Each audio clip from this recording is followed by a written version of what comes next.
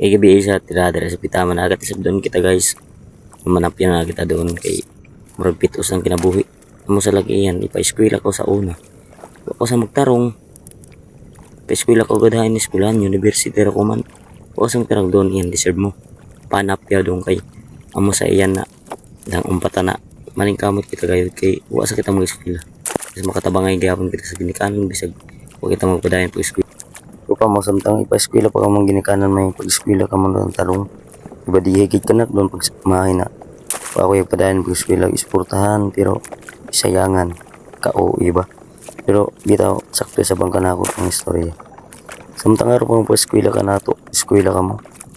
Kay hain daseng kwarta sunod kung yaka humanda kita. Few moments later. So humanda kasi kita yan na payo yan manibaw da. So manibaw da kita sini aslugay ni bugsa na kita kay musa ini. Kausa nga subukan na pagpanapyaw. Kausa lang yung napyaw. Lang antakaw na paghuya. Lah guys yung gusto managat. Lah deserve mo yan. Lah tibaw. So ampan sigo ampan pa ko ako sini. So ikaw ulit kita sila makain kwata. Pas mo.